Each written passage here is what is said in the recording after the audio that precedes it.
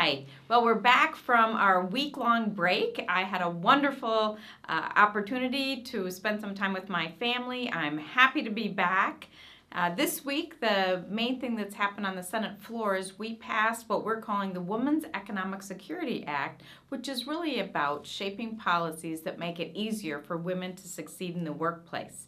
As we were talking about these provisions which passed with strong bipartisan support. It reminded me back when I was in business, I remembered being at Navarre Corporation and negotiating with my CEO when I was vice president there that I wanted to be on 3/4 time so that I could meet my kids when they came home from school. It was a tough negotiation. I had a great boss and he did allow that to happen, but I know that women face some really challenging times as they are in the workplace. So whatever we can do to support flexibility and the ability for women to be successful, we're going to do it. So I wanted to let you know about that. In addition, I've been spending most of my time serving on the Finance Conference Committee.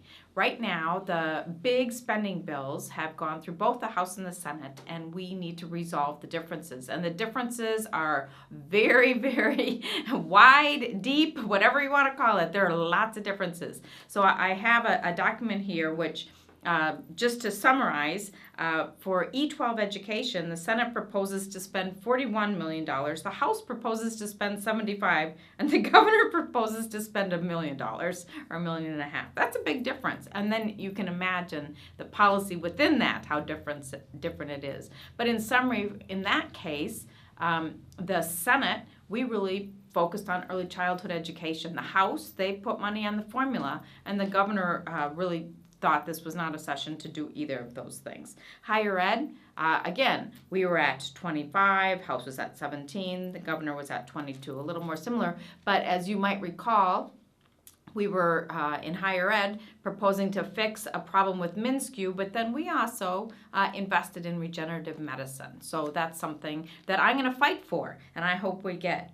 So, I won't go through all the details, but that just gives you some example of what we're looking at. So in every case, there are differences, and we have spent each evening here late into the night working through those, and I'll be doing that again tonight. And hopefully, perhaps sometime next week, we'll be able to present our final agreement, and then we'll share what made it, and I'll let you know what didn't, and hopefully we'll be happy. So I wish you all a good weekend, and again, I thank you for taking the time to tune in.